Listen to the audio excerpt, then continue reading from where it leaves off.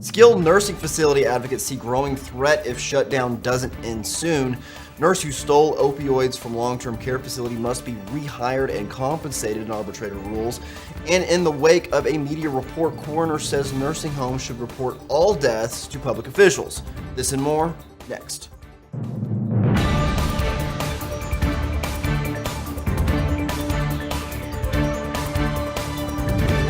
You're watching LTC News with Dane Henning. Welcome to CNA-TV Long-Term Care News. I'm Dane Henning. Today is Wednesday, January 23rd, 2019. To stay in the know of long-term care news, be sure to like, comment, and subscribe to our YouTube channel. As the partial government shutdown breaks records and stretches past a month running, skilled nursing industry advocates are hopeful that a resolution is on the horizon. Government gridlock has spared Medicare and Medicaid thus far since they are not subject to annual appropriations bills.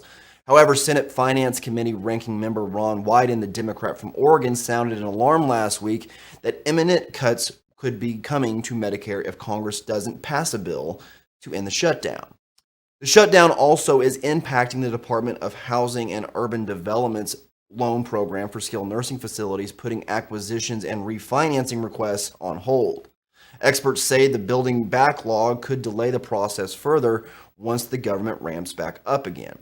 Robert Baxter, managing director with Lancaster Pollard, said with each day the queue is continuing to grow. He estimated that if the shutdown ended this week, the backlog could add up to about 4 months worth of deals, and that will continue to build as the stalemate drags on.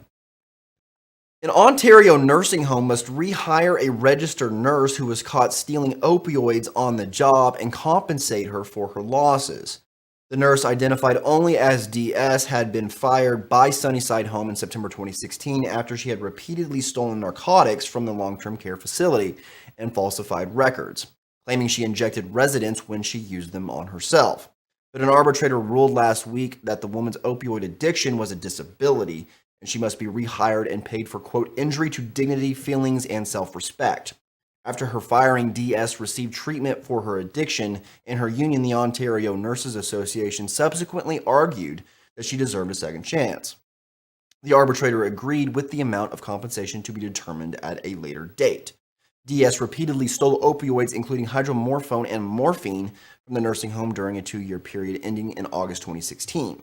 She was put on paid leave at the end of that month and checked herself in for withdrawal treatment, while also admitting to the thefts.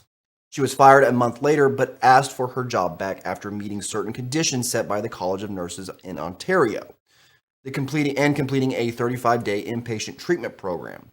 Sunnyside Home refused. We'll be back right after this break.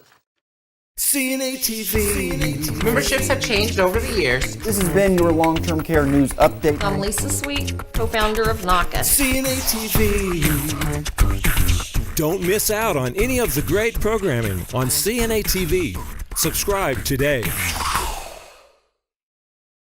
A Pennsylvania county coroner is pushing for law changes that would require elder care providers to publicly report all resident deaths.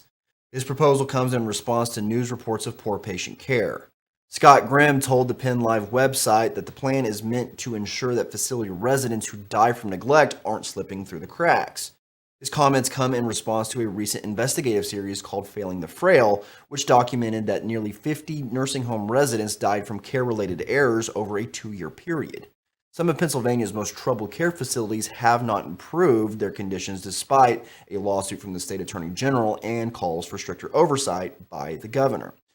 Current laws only require Pennsylvania nursing homes and assisted living providers report deaths that were not caused naturally. Grimm's suggestion is to have all providers call their local coroner regardless of the cause and be subject to a series of questions. If anything unusual arises, the local coroner could then choose to conduct an investigation. Arkansas and Missouri already has such laws on the books, as does Illinois in all counties except for Cook, its largest.